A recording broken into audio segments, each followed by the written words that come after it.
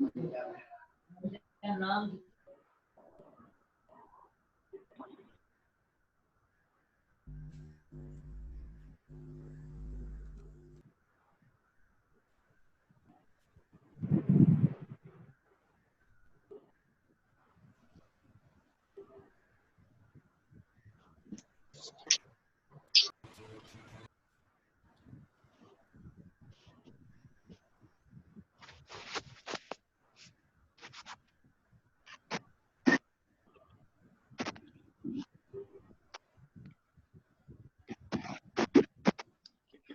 वालेकुम। वालेकुम अस्सलाम मैम। वालेकुम अस्सलाम मैम।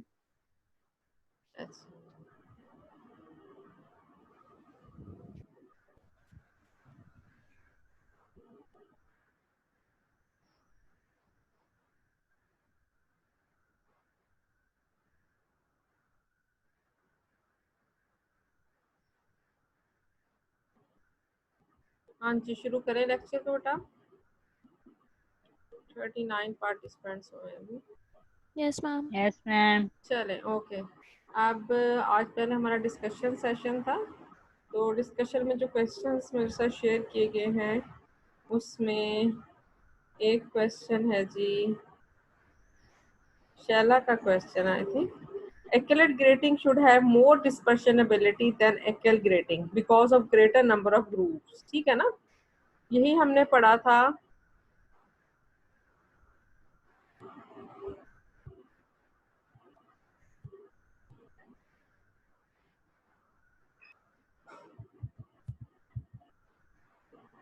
हाँ जी, ये था हमारे पास Accolade ग्रेड डिस्पर्शन मीडियम था, ग्रेडिंग थी, और इसमें हमने कहा कि जो ग्रुप्स हैं वो 1200 से लेके 1400 लाइंस पर मिलीमीटर के 1 मिलीमीटर में इतनी लाइंस होती हैं। ठीक है ना, और ये use long face for dispersion, ये इसका लॉन्ग फेस है। ठीक है ना, ये इसका लॉन्ग फेस है। इस पर डिस्पर्शन जब होती है, आप मुझे सुन रहे हो बेटा? शैला मौजूद है कि अभी नहीं आई है?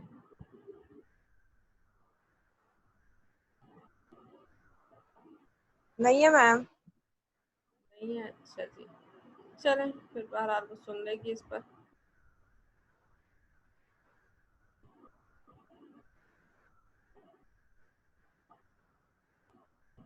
हाँ जी, अच्छा, अब शैला का क्वेश्चन ये था कि यहाँ पे ग्रुप्स, चूंकि नंबर ऑफ ग्रुप्स इसमें ज्यादा होते हैं एक्लेट में, तो डिस्पर्शन भी इसमें ज्यादा होनी चाहिए। डिस्पर्शन की जो आप कह लो कि फाइननेस है वो इसमें ज्यादा होनी चाहिए एज कम्पेयर टू द ये जो हमने सेकंड पढ़ा था एक्ल ग्रेडिंग, जिसमें के नंबर ऑफ ग्रुप्स जो है वो ओनली 80 to 300 लाइंस पर मिलीमीटर है। ठीक है, अब लेकिन ये क्या, ये शॉर्टर फेज को यूज कर रहे हैं ग्रेडिंग के लिए। This is the basic difference between, एक नंबर ऑफ जो ग्रुप्स हैं उनका फर्क है। सेकेंडली मेन डिफरेंस क्या है कि एक लॉन्ग फेस को यूज करता है और एक शॉर्ट फेस को यूज करता है फॉर डिस्पर्शन। तो जब हम यूज करते हैं एक,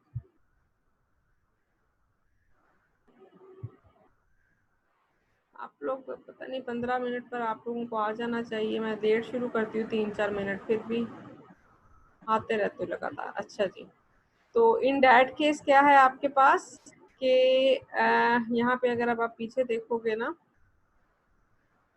ये एक लाइन कौन सी है रेडिएशन की, इसके ऊपर इंसिडेंट लाइट है। As a result this is the reflection light, ये इसकी रिफ्लेक्शन लाइट है।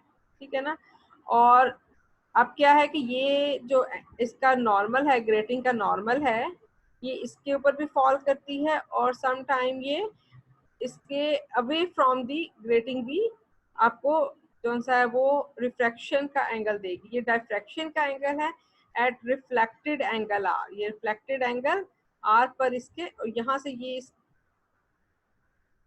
हाँ जी आ गई है शैला। चला, आपके क्वेश्चन का आंसर दिया जा रहा है कि एक्लेट ग्रेटिंग जो सा है वो उसमें चूंकि नंबर ऑफ ग्रुप ज्यादा हैं तो उसको ज्यादा डिस्पर्शन उसको ज्यादा देनी चाहिए, उसकी डिस्पर्शन जो सी है वो ज्यादा फाइन होनी चाहिए as compare to the echelle grating, जबकि हमने इसमें कहा कि इसकी ग्रेटिंग जो है वो ज्यादा अच्छी है। तो रीजन उसकी मैं ये बता रही हूँ कि इसमें कौन सा है ये लॉन्ग फेस को यूज करता है, जिसकी वजह से ये जो इसका angle of incidence this is the angle of incidence with respect to the grating normal, ठीक है, and this is the angle of diffraction with respect to the normal. ये इसका साइन आई होगा, ये इसका साइन आर होगा। तो जो एक्यूरेट ग्रेटिंग है उसके लिए इक्वेशन क्या बनती है, n lambda is equal d sine i plus sine r. अगर जो आपका रिफ्लेक्शन का एंगल है और इंसिडेंस एंगल है दोनों ही नॉर्मल के वन साइड पर हों, ठीक है। और सेकेंड इसका क्या बनता है कि अगर ये आपका जो एंगल ऑफ रिफ्लेक्शन है वो नॉर्मल के ऑपोजिट साइड पे चला जाता है, नॉर्मल के इस साइड पे आ जाता है एंगल ऑफ रिफ्लेक्शन, तो ये क्या आएगा, अब इक्वेशन इसकी बन जाएगी n lambda is equal d sine i minus sine r. Okay, तो इसका मतलब है कि जब आपका डिस्पर्शन होनी है वो n lambda is equal d sine i plus minus sine r. As a result क्या आएगा कि आपके पास जो डिस्पर्स्ड वेवलेंथ होगी, जो डिस्पर्स मीडियम डिस्पर्शन का एज रिजल्ट आएगा वो बहुत फाइन पैचेस नहीं होंगे, थोड़ी सी ओवरलैपिंग होगी। वाइल इन एक्ल ग्रेटिंग क्या है, इन दिस केस उसने क्या यूज किया, नंबर एक ग्रूव्स तो कम है लेकिन उसने शॉर्ट फेस यूज किया, ठीक है। जब एंगल ऑफ इंसिडेंस और एंगल ऑफ रिफ्लेक्शन के लिए शॉर्ट फेस यूज होता है तो angle of incidence is almost equal to the angle of reflection. As a result क्या होता है कि अब डिस्पर्शन जौन सी है वो जो आपकी इक्वेशन है वो अब sine i plus minus sine r नहीं करना पड़ेगा, बल्कि हम इसको कहेंगे 2d साइन बीटा, ठीक है। तो ये जो एंगल है इतने क्लोज होंगे कि अब जो आपके पास डिस्पर्शन की जो रेड लाइट है वो ऑरेंज से टोटली डिफरेंट होगी, उसकी सेपरेशन सेग्रीगेशन अच्छी सी होगी as compare to the accurate grating. Got it? Yes ma'am. Ma'am जी मैम ये एक्लेट ग्रेडिंग में A B C D points हैं तो इनको भी एक्सप्लेन कर दे काइंडली। अच्छा मैं अभी करती हूँ, तो यहाँ पे एडमिट हुआ A B C D point है। अच्छा ये जो है ना ये A B C D point है, ये बेसिकली ये डी डी कौन सा है, ये आपके मैंने इसके बाद किसी स्टूडेंट को नहीं लेना, आप लोग टाइम पे आया करो, ज्वाइन किया करो। अच्छा क्या है कि ये जो angle A B C D है, ये इक्वेशन जो ये बनती है ना ये उसकी कंप्लीट डेरिवेशन में आती है कि जो साइन आई है वो साइन आर है। ये जो एंगल ए बी ओवर ए सी, ये तीन ट्राइंगल, दो ट्राइंगल्स बन रही हैं ए सी बी और ए डी बी, इसकी बेस पर वो कंप्लीट एक डेरिवेशन है। जिसको इंटरेस्ट है वो मुझे बता दे, मेरे पास बहुत अच्छा सा एक राइट अप बना हुआ है, मैं उसके साथ शेयर कर दूंगी जिसमें कंप्लीट डेरिवेशन है इस इक्वेशन की, जिसकी बेस पर आपको मजीद क्लियर भी हो जाएगा। लेकिन वो काफी लंबा चौड़ा एक फुल चैप्टर बनता है जिसकी बेस पर हम इसको, क्योंकि ये फिजिक्स का टॉपिक है बेसिकली, ठीक है ना, कि किस तरह से इसको कैसे वर्कआउट करता है और कैसे ये जो सी इक्वेशन है वो डिराइव होनी है। तो आपके लिए मैंने सिंपल इसको ये किया है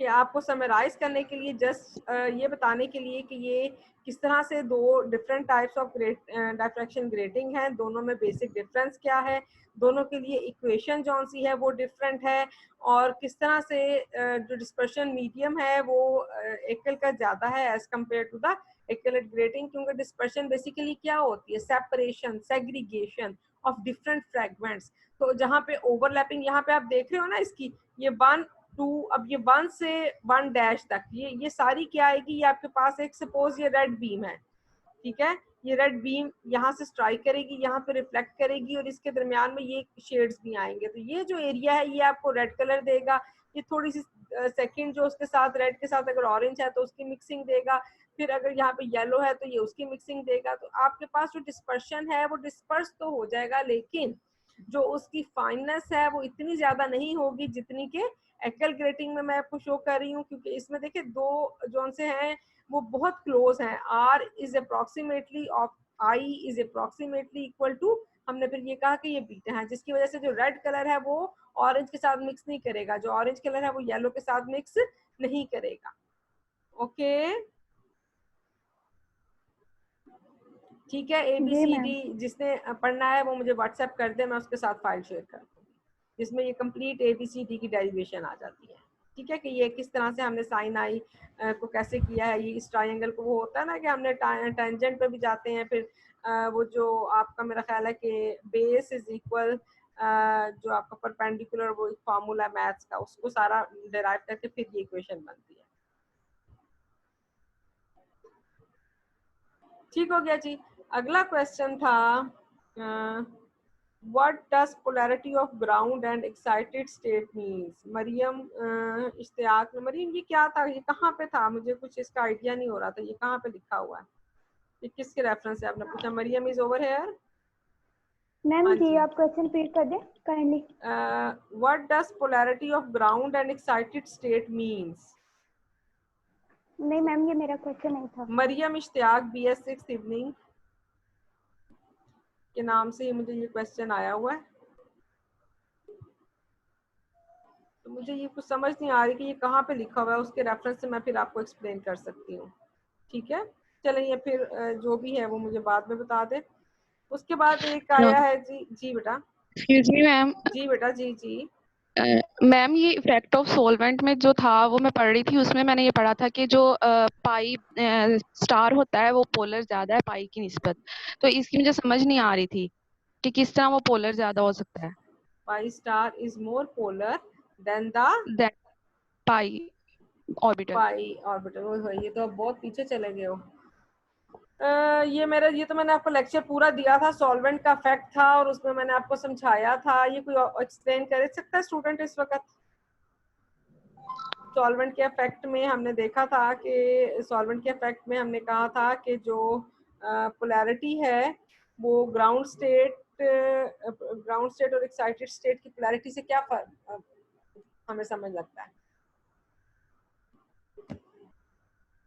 नहीं है कोई भी बच्चा खुद से। अच्छा चले मैं थोड़ा सा कोशिश करती हूँ इसको, क्योंकि ये थोड़ा सा ड्रॉ करके साथ साथ बताने वाली चीज़ है और इसके व्हाइट बोर्ड पे मेरी इतनी प्रैक्टिस नहीं है। बहरहाल मैं आपको समझाने की कोशिश करती हूँ। देखिए हमारे पास क्या है कि अगर एक सॉल्वेंट जो सा वो हमने पोलर सॉल्वेंट यूज़ किया, तो पोलर सॉल्वेंट क्या करेगा। पोलर सॉल्वेंट हमें पता है कि लाइक डिजॉल्व लाइक वाली सिचुएशन होती है। तो अगर हमारे पास पोलर सॉल्वेंट में पोलर पोलैरिटी मौजूद है ना, तो हम कहते हैं कि जो एक्साइटेड स्टेट है वहाँ पे चार्ज सेपरेशन ज़्यादा है। जब चार्ज सेपरेशन ज़्यादा है तो इसका मतलब है कि वो उस स्टेट को जो कि एक्साइटेड स्टेट है, excited polar solvent excited state को स्टेबलाइज करने की कोशिश करेगा। ठीक है ना, क्योंकि वो ज़्यादा पसंद कर रहा है चार्ज वाली सिचुएशन को। तो चार्ज वाली सिचुएशन कहाँ है, एक्साइटेड स्टेट में। तो जब हम पोलर सॉल्वेंट यूज करेंगे तो एक्साइटेड स्टेट कौन सी है वो पोलर सॉल्वेंट की वजह से थोड़ी सी स्टेबल होकर डाउन आ जाएगी। ठीक है, जब वो डाउन आ जाएगी तो एनर्जी डिफरेंस जो पहले था वो अब डिफरेंट हो जाएगा। तो in this way the solvent affect the lambda max of the substances. ठीक है ना, लैम्डा मैक्स हमने कहा था कि फिजिकल कांस्टेंट होते हैं और इसकी बेस पर हम किसी कंपाउंड को जो है वो उसके क्वालिटेटिव एनालिसिस कर सकते हैं। तो क्वालिटेटिव एनालिसिस के लिए फिर हमने कहा था कि डिफरेंट फैक्टर्स भी अफेक्ट करते हैं, कि अगर हम एक सॉल्वेंट में उसका लैम्डा मैक्स लेंगे तो वो डिफरेंट होगा, अगर हम दूसरे सॉल्वेंट में लेंगे तो वो डिफरेंट होगा। तो सॉल्वेंट का इफेक्ट किस तरह से उस पर अफेक्ट करता है हमें मेंशन करना जरूरी होता है कि किस सॉल्वेंट में हमने इसको लेकर इसका लैम्डा मैक्स लिया था। तो वो हमने कहा कि कैसे अफेक्ट करता है, सॉल्वेंट कैसे अफेक्ट करेगा, कि अगर हमने उसमें वाटर को सॉल्वेंट लिया हुआ है और एक हमारे पास जो स्टेट है वो उसकी चार्ज सेपरेशन जो वैसे वो हाइड्रोकार्बन है, लेकिन जब वो एक्साइटेड स्टेट पे जाता है तो थोड़ी सी उसमें पोलैरिटी इंड्यूस हो जाती है, जिसकी वजह से वो उसके पोलर जो उसकी एक्साइटेड स्टेट को स्टेबल कर देता है। तो अब जो आपके पास एनर्जी डिफरेंस है वो कम हो जाएगा और वेवलेंथ जो सी वो मूव करेगी towards the higher wavelength. Got it? Yes ma'am. अच्छा चलें ठीक है। अगर फिर भी नहीं आपको क्लियर होता आप पहले अपने किसी फ्रेंड वगैरह से डिस्कस करो, ठीक है, अपनी क्लास फेलो किसी से डिस्कस करो तो ये फिर आपको मजीद क्लियर हो जाएगा। अच्छा जी, ओके नेक्स्ट मैडम। अदनान ने क्वेश्चन किया हुआ है reverse bias silicon diode use as a radiation transducer, can it be use as radiation transducer in forward bias. अच्छा मैम ये क्वेश्चन एक्चुअली मैंने नहीं किया, मैंने फॉरवर्ड किया है, अहमद अहमद जमान ने किया जमान है ने हमारी किया क्लास है। का मॉर्निंग ठीक का। है जी, ठीक है जी। तो अहमद जी जमान मैम, की तरफ से जी ये क्वेश्चन थैंक आया हुआ है, तो कोई इसको जस्टिफाई करने की कोशिश करेगा।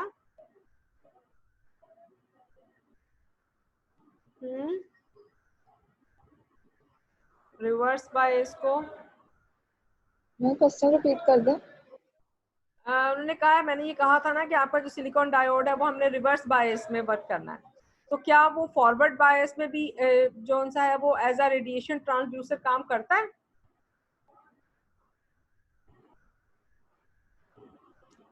अदनान, आप इसको रिप्लाई करोगे? नहीं मैम, मुझे कोई क्लैरिटी नहीं आ रही इसमें, अच्छा जी, मुझे सही समझ नहीं आ रहा। चले मैं बताती हूँ। देखें क्या है जी हमारे पास, जो हमने कहा कि रेडिएशन ट्रांसड्यूसर, रेडिएशन ट्रांसड्यूसर का क्या मतलब है ये बताओ। Any one of you, radiation transducer का क्या मतलब है? मैम रेडिएशन सिग्नल को इलेक्ट्रिकल सिग्नल में कन्वर्ट करता है। हाँ, डिटेक्टर, सिंपल में इसको हम क्या कहेंगे, डिटेक्टर। तो हमने कहा कि जो सिलिकॉन डायोड है, ठीक है ना, ये हमने कहा कि सेमीकंडक्टर है, ये work as a radiation transducer, इसको हम वर्क करते हैं डिटेक्ट, ये एज अ डिटेक्टर काम करता है सिलिकॉन डायोड। अब हमने इसको देखा था, जो हमने पिछले अपने बुक वाले थे हमारे पास, उसको ढूंढूं अगर आपको बताऊं कहाँ पड़ी है फाइल, तो खोलने में टाइम लग जाएगा। फंडामेंटल्स ऑफ एनालिटिकल केमिस्ट्री,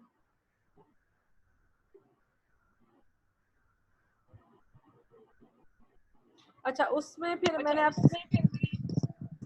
ये क्या हो रहा है आवाज को?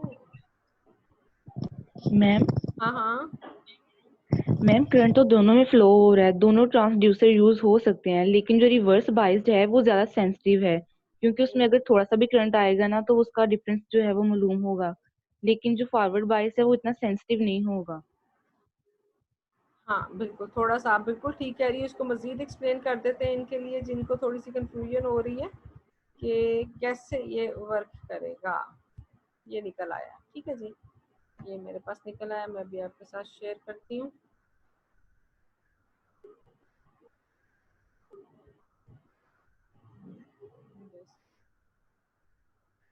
हाँ ये था हमारे पास बेसिकली, ठीक है ना।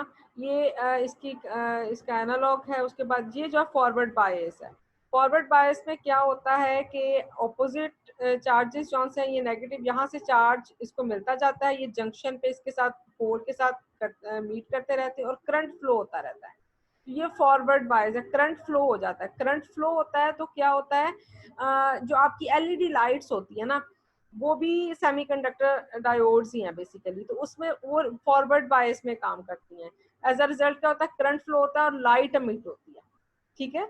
जबकि वही जो यही मटेरियल जो सा है, जब हम इसको फॉरवर्ड में यूज करते हैं तो it will act as a LED light, और जब हम इसको रिवर्स में यूज करते हैं तो अब क्या हो रहा है कि ये जो पॉजिटिव है नेगेटिव टर्मिनल ऑपोजिट साइड पर है, ये पॉजिटिव इस नेगेटिव की तरफ अट्रैक्ट हो जाएगा, ये नेगेटिव इस पॉजिटिव की तरफ अट्रैक्ट हो जाएगा। तो ये आपस में, चूंकि यहाँ पे डिप्लीशन जोन बनेगा, बहुत बड़ा सारा जोन बनेगा, जहाँ पे अब सिर्फ जब यहाँ पे लाइट फोटोन इसके ऊपर पड़ेगा तो फिर जो थोड़े से मिनिमम अमाउंट में जो होल्स और इलेक्ट्रॉन्स प्रोड्यूस होंगे वो यहाँ पे उनकी इजीली कलेक्शन हो जाएगी, ठीक है ना। वो करंट की फॉर्म में नहीं वो फ्लो करेगा, बल्कि वो कलेक्ट होते जाएंगे वो इलेक्ट्रॉन्स, जो कि हमारे पास फोटोन के उसके ऊपर फॉल करने से, जो अभी हमने मेरा ख्याल एक और फिगर भी मैंने आपके साथ डिस्कस की थी। तो इसलिए जब हम उसको रिवर्स बायस में यूज करते हैं तो वो वर्क करता है एज अ रेडिएशन ट्रांसड्यूसर, और जब हम उसको फॉरवर्ड में यूज करते हैं तो वो फिर लाइट एमिट करता है, और वो हम उसको एलईडी में या डिफरेंट सेंसर्स में यूज करते हैं, ठीक है। तो फॉरवर्ड में उसमें करंट फ्लो होगा, लेकिन वो करंट जो ये भी फ्लो हो रहा है और जो उस एक फोटोन की वजह से डिफरेंस आएगा वो बहुत मिनिमल सा होगा, जैसे कि अभी बताया है कि वो इतना ज्यादा उसको हम इतना इतना माइन्यूट अमाउंट का फर्क आएगा कि उसको रीड आउट करना इजी नहीं होगा। जबकि इन दिस केस क्या है कि इसमें आप खुद से तो करंट फ्लो नहीं हो रहा ना, ये डिप्लीशन रेक्टिफायर रीजन बन गया। तो अब जो फोटोन की वजह से जो करंट प्रोड्यूस होगा वो उसको रिकॉर्ड करना और उसको जो है वो डिटेक्ट करना इजी होगा एज कंपेयर टू दिस, ठीक है। तो यहाँ पे जो कि करंट ज्यादा तेजी से हो रहा है, फ्लो हो रहा है, तो ये वर्क करेगा, बेटर वर्क करेगा as a LED rather than to as a transducer. Okay, got it, Ahmed? अच्छा, और सेकंड क्वेश्चन भी कुछ था आपका, आई थिंक वो क्या था? हाँ, photo multiplier utilize the external photoelectric effect, but silicon photodiode utilize internal photoelectric effect. External and internal photoelectric effect. हाँ जी, कौन बताएगा? Any one of you? 55 students में से कोई स्टूडेंट इस पे कमेंट करना चाहे कि हमने कहा था एक फोटो मल्टीप्लायर ट्यूब डिटेक्टर है और एक ये फोटो डायोड डिटेक्टर है। एक में हमने फोटो मल्टीप्लायर ट्यूब में कहा कि ये external photo electric effect use करता है, जबकि डायोड जो है वो इंटरनल फोटो इलेक्ट्रिक इफेक्ट को यूज करता है। कौन जस्टिफाई करेगा?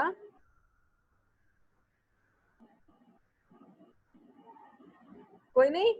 देखें, एक्सटर्नल जी, इंटरनल फोटो इलेक्ट्रिक इफेक्ट में ना फोटो इलेक्ट्रॉन्स प्रोड्यूस नहीं होते, उसमें ना वो हाई एनर्जी लेवल्स पे चले जाते हैं। हाँ, वैलेंस से कंडक्शन बैंड में जाते हैं।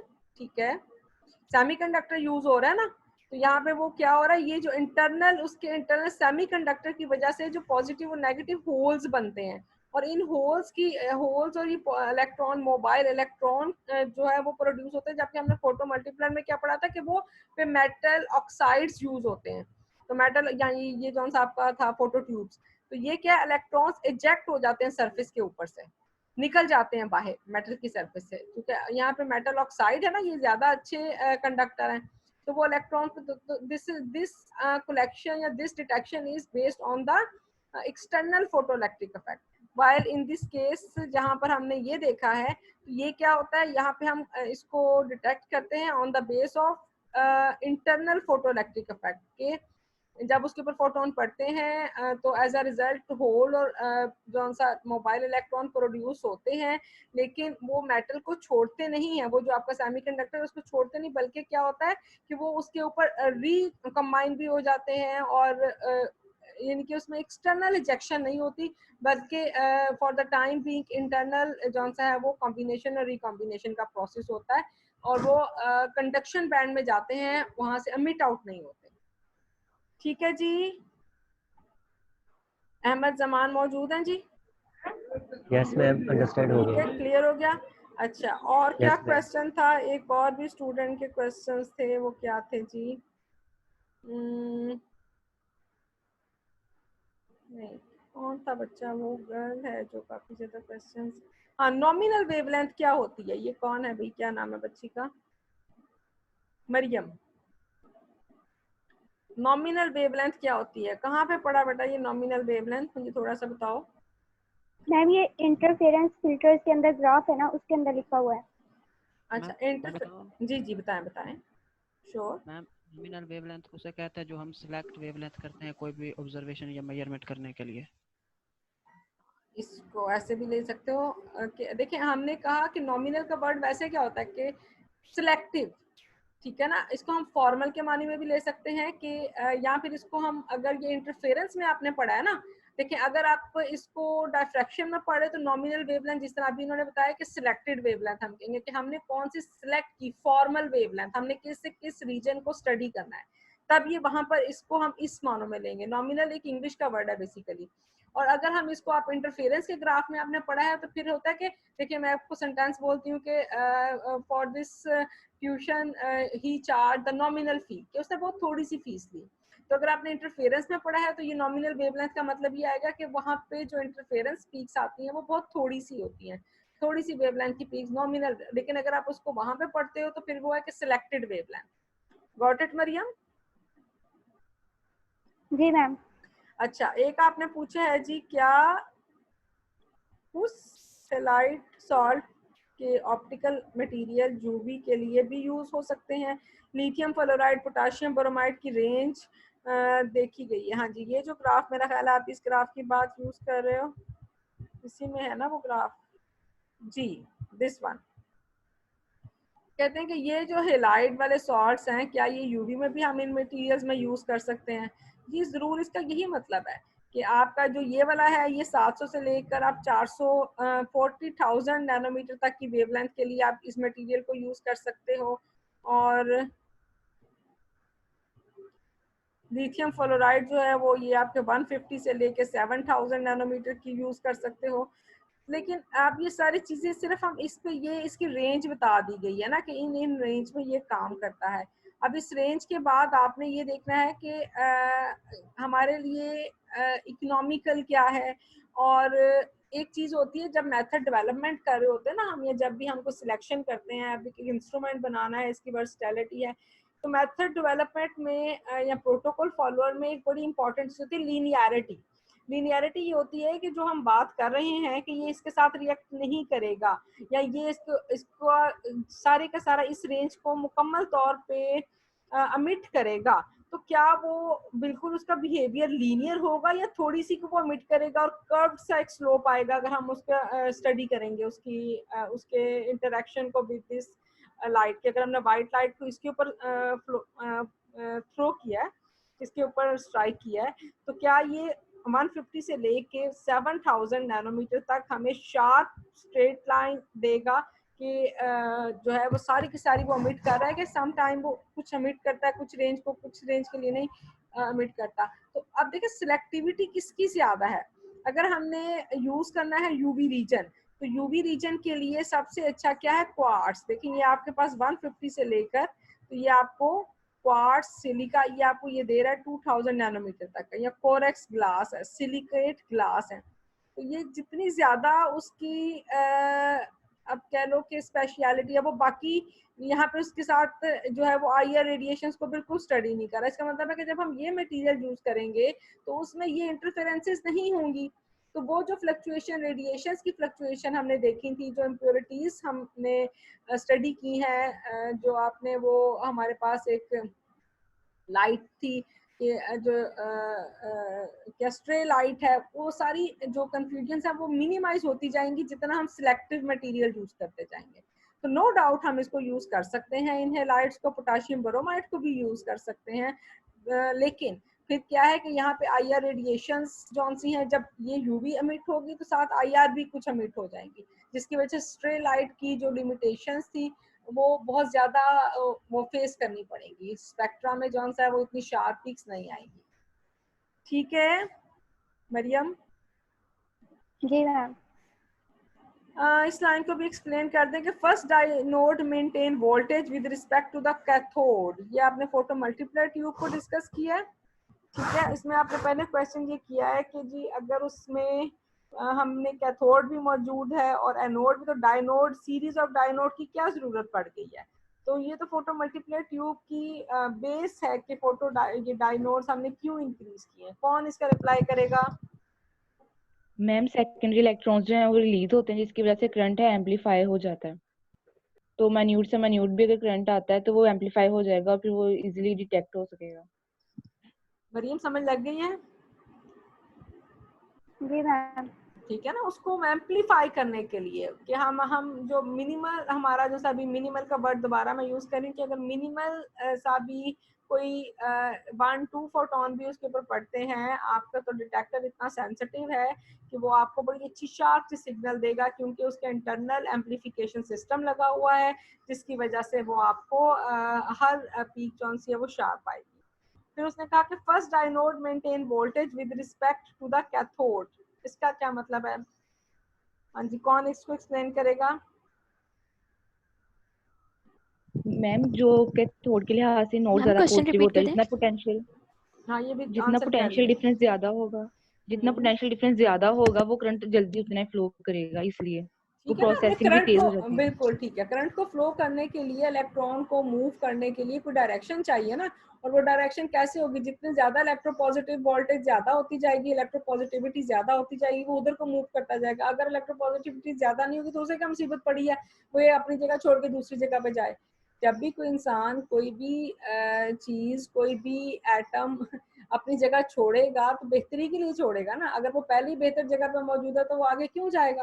तो एम्पलीफिकेशन के लिए वोल्टेज को हम ग्रेजुअली इंक्रीज करते हैं, वेरी फर्स्ट से शुरू करते हैं, कैथोड से उसने आगे मूव ऑन होना होता है, जिसकी बेस पर हम इसको जो सा है पहली वोल्टेज, जब वो कैथोड से फर्स्ट डायनोड की तरफ जाएगा तो वोल्टेज कम से कम उसने कहा कि 90 वोल्ट का डिफरेंस होगा, उसके बाद ग्रेजुअली वो इंक्रीज होती जाएगी। जी ये सारे क्वेश्चन थे जो मेरे तक पहुंचे थे, ठीक है।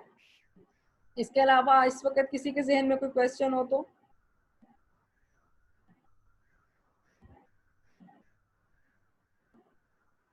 नहीं है, सब क्लियर है? मैम जी जी जी मैम हम लोग जब n to pi star transition वगैरह से क्वेश्चन हाँ पूछना चाह रही थी हाँ कि पूछें। जो हमारे पास हम बोलते हैं कि जो ट्राई इथाइल या ट्राई मिथाइल अमाइन है, अगर उसे एक्वस सॉल्यूशन में डालेंगे तो वो प्रोटोनेट हो जाएगा। तो हमारे पास एन टू पाई जो सिग्मा स्टार ट्रांजिशन है उसमें नहीं होगी। सिग्मा स्टार नहीं और होगी? अगर एन एन से, टू सिग्मा स्टार हाँ एन टू सिग्मा स्टार नहीं होगी ना, क्योंकि उसके पास इलेक्ट्रॉन ही अवेलेबल नहीं रहे, वहां पे प्रोटोनेशन जो हो गई, यस मैम। लॉन पेयर था ना, एन तो है ही और लॉन मैम पेयर का। आगे मैम मेरा अगला क्वेश्चन है कि अगर हम लोग एनिलीन को डालते हैं एक्वस सॉल्यूशन में तो वहां पर भी लॉन पेयर जो है वो प्रोटोनेट हो जाता है। एनिलीन को, ठीक है, वो भी प्रोटोनेट हो और गया। मैम हाँ यस मैम, तो मैम हमारे पास जब हम लोग एनिलीन में तो n to pi star transition भी होती है, तो क्या जब हम लोग लॉन पेयर जब प्रोटोनेट हो जाएगा तो वो तो n to pi star transition नहीं देगा, लेकिन हम लोग एन टू पाई स्टार में पढ़ते हैं जब हम उसको पोलर सॉल्वेंट में डालते हैं तो हमारा जो एन है नॉन बॉन्डिंग ऑर्बिटल है वो स्टेबलाइज हो जाता है। तो वो कब स्टेबलाइज होगा और कब जो है वो प्रोटोनेट होगा? अच्छा, अब इसमें देखिए ये जो दो चीजें ना, स्टेबलाइज कब होगा, ये सॉल्वेंट का इफेक्ट है, उसकी वजह से जो लैम्डा मैक्स है वो मूव करेगी towards the longer wavelength, energy कम हो जाएगी, वेवलेंथ थोड़ी सी मूव कर जाएगी आगे की तरफ। और अब वो कब आप कह रहे हो कि किस सिचुएशन में हम कहेंगे कि वो कुछ कौन सा है वो, अब ये नहीं होगा कि हमने उसके अंदर पोलर डाला तो वो सारे के सारा ही उसके सब जितने भी नाइट्रोजन है उन सब के इलेक्ट्रॉन उस सॉल्वेंट ने यूज कर लिए हैं। पीक आएगी जरूर, क्योंकि देयर इज ऑलवेज पॉसिबिलिटी, ये नहीं होता कि भी सारे के सारे ही उसने जितने भी नाइट्रोजन है सबको ही उसने पेयर कर लिए, सभी इलेक्ट्रोपॉजिटिव हो गए हैं, कुछ ऐसे भी होंगे जो कि नहीं हुए होंगे। तो क्या होगा कि पीक अपीयर होगी, लेकिन उसकी जो एरिया अंडर द पीक है वो बहुत स्मॉल होगा, कि थोड़े नंबर ऑफ आइटम नाइट्रोजन है जो कि अनपेयर्ड है। तो लैम्डा मैक्स हम किसे कहते हैं, जहां पर मैक्सिमम वेवलेंथ जिसकी कि वो पीक देता है, ठीक है ना। तो ये दो डिफरेंट इफेक्ट्स हैं, और हर सिचुएशन में मैंने कहा कि हर experiment to experiment, instrument to instrument आपके पास जो लैम्डा मैक्स है वो वेरी करेगी। हाँ, आपने सारा प्रोटोकॉल वहां मेंशन करना है कि ये है और इसके नतीजे में हमारे पास ये पीक कौन सी है अपीयर होगी। अब ये है कि अगर लैम्डा मैक्स, मैं ये भी कहती हूँ कि एक फिजिकल कांस्टेंट है, और ये एक वैल्यू जो से हम इसको क्वालिटेटिव किया, अगर सपोज मैंने कहा कि एनालीन है, इसका लैम्डा मैक्स जो है वो 254 है, तो अब इसका लैम्डा मैक्स 254 होना चाहिए, ठीक है ना। अब वो मैंने उस वक्त मेंशन किया हुआ है, और इसको अब जरूरी नहीं है, इसको हम वुडवर्ड फिशर रूल्स होते हैं कि हम कोई भी सॉल्वेंट यूज नहीं करते, लेकिन कुछ रूल्स उसने बताए हैं कि अगर इसमें इतने कार्बन है, इतने डबल बॉन्ड है, इसमें एक लॉन पेयर है, तो इसका लैम्डा मैक्स ये होगा। वो फिर प्लस माइनस 3, 4, 5 नैनोमीटर के ऊपर नीचे होने से उसके पास जो वैल्यूज है वो चेंज हो जाती है, ठीक है। तो वो दोनों आप डिफरेंट सिचुएशन की डिस्कस कर रहे हो कि किस वक्त वो क्या होगा, ये सॉल्वेंट का इफेक्ट है जिसकी वजह से वो डिफरेंस कम होगा और लैम्डा मैक्स मूव करेगी फॉरवर्ड जो टुवर्ड्स द लॉन्गर वेवलेंथ। और दूसरा जो आप अफेक्ट कर रहे हो कि अगर उसके अंदर वो प्रोटोनेटेड हो गया है, तो एज अ रिजल्ट कौन सा है वो क्या होगा कि वो एन टू पाई स्टार की पीक नहीं देगा, तो वो आइटम जो हुआ है वो नहीं देगा, और जो नहीं हुआ वो वहां पे लॉन्गर वेवलेंथ पे एब्जॉर्प्शन शो करेगा, ठीक है। हाँ, एरिया अंडर द पीक दोनों का डिफरेंट हो जाएगा both situation. Okay, got it. Ma'am ये डिटेक्टर सिस्टम आईआर इंस्ट्रूमेंट की सेंसिटिविटी को कैसे लिमिट करता है? आईआर की सेंसिटिविटी को कैसे लिमिट करता है? अब आईआर डिटेक्टर सिस्टम में हमने देखा यहाँ पर क्या हो रहा है, दोनों सिचुएशन में इलेक्ट्रॉन अमिट हो रहे हैं ना, एक खास एनर्जी चाहिए। आईआर की रेडिएशन क्या होती है कि उसमें वाइब्रेशनल लेवल्स इन्वॉल्व होते हैं, एक्साइटेशनल लेवल इन्वॉल्व नहीं होते। कंडक्शन बैंड, मैंने वही बात जैसे की कि हो सकते हैं, ठीक है, लेकिन अब जितनी ज्यादा सिलेक्टिविटी होगी आपकी डिटेक्शन उतनी ही उसमें फाइननेस होगी, उसमें अदर जो फ्लक्चुएशंस है वो नहीं आएंगी, ठीक है ना। तो इसलिए हम ये जौन से डिटेक्टर्स हमने देखे हैं, ये इनमें से भी कुछ हम यूज कर सकते हैं, लेकिन we prefer for the IR radiation के लिए हम थर्मल डिटेक्टर्स को हम प्रेफर करते हैं, ठीक है। तो उसकी इस तरह से वो उसकी इफेक्ट करेगा कि वाइब्रेशनल लेवल की बेस पर आपके पास जो है वो दोबारा क्वेश्चन रिपीट करें आप जरा, क्या आपने कहा है? मुझे क्वेश्चन टाइम जरा कम रह गया, 3 मिनट रह गए। अच्छा चले ऐसा करते हैं, मैं दोबारा ज्वाइन करती हूँ तो फिर आप मुझसे दोबारा बोलते हैं, ठीक है? ये खत्म होने लगा है टाइम। ओके, मुझे दोबारा ज्वाइन करें सब स्टूडेंट्स।